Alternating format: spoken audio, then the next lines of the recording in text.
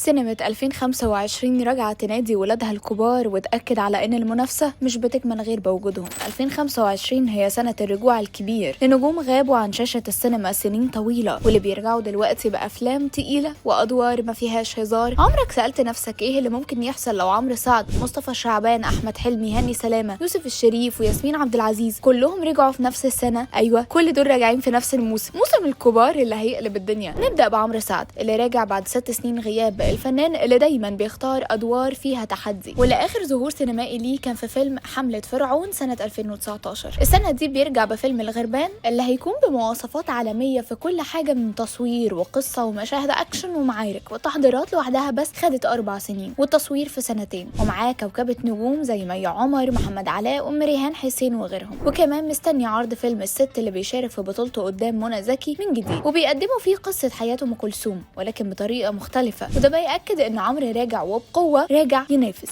اما مصطفى شعبان قرر اخيرا يرجع الراجل اللي غاب 15 سنة عن السينما من وقت ما قدم فيلم الوتر سنة 2010. رجع السنة دي بفيلم اسمه المملكة، وبيشاركوا البطولة محمد انور وهيفاء وهبي وكاست كبير. وطبعا كل الانتظار اللي عاش فيه الجمهور والوقت الكبير اللي غاب فيه عن السينما، اكيد العمل والدور ده بالذات هيفاجئ بيه الجمهور ويصالحهم بيه على غيابه. نروح بقى لاحمد حلمي، المعادلة الصعبة، النجم اللي قليل الظهور لكن حضوره بيكسر الدنيا. راجع بفيلم جديد اسمه قصة مدينة عن بطولات الإسماعيلية سنة 1967. الفيلم وطني وإنساني بس بحرفنة حلمي اللي كلنا عارفينها، وده يخلي عودته واحدة من أكتر اللحظات المنتظرة في 2025، وده بعد ما غاب 3 سنين، وقبلها كان آخر فيلم قدمه واحد تاني. وكمان بيظهر كضيف شرف في فيلم الست مع زوجته منى زكي. هاني سلامة وهو اللي بينطبق عليه الهدوء اللي بيرجع بقوة من 2011 بعد فيلم واحد صحيح. ما شفناش هاني على شاشة السينما، وبعد 24 سنة قرر يرجع بفيلم الحارس واللي بيقدم فيه دور محقق بيطارد شخصية غامضة بتفضح الناس على السوشيال ميديا. فيلم تشويقي اجتماعي وفيه رسائل قوية، وهاني رجع بشخصية جديدة تماما عن اللي قدمه قبل كده. اما ياسمين عبد العزيز فبترجع بعد غياب 7 سنين من وقت فيلم الأبلة طمطم، انشغلت بعدها بالدراما وبعدها عن السينما، لكن رجع دلوقتي بفيلم زوجة رجل مش مهم مع أكرم حسني، فيلم كوميدي اجتماعي، ومن الواضح انه هيعيد ياسمين لمكانتها اللي الجمهور عمره ما نسيها. واخيرا يوسف الشريف صاحب البصمة الخاصة اللي معروف باختياراته الذكية وأدوار المختلفة، بعد غياب من 2018 لحد دلوقتي بيرجع بفيلم جديد اسمه ديربي الموت، واللي بيجمع فيه بين التشويق والرياضة والإثارة النفسية، واللي شكله مش هيكون فيلم تقليدي خالص. كل نجم من دول راجع وهو شايل على كتافه مسؤولية انتظار وشوق الجمهور ليه، مع اسم كبير بقاله سنين في الذاكرة. 2025 مش بس سنة عودة، دي سنة إثبات إن الكبار لسه في الملعب ولسه عندهم كتير وأقوى من الأول. تفتكر مين هيكون نجم السنة وهيفاجئنا بعودة أقوى من التوقعات؟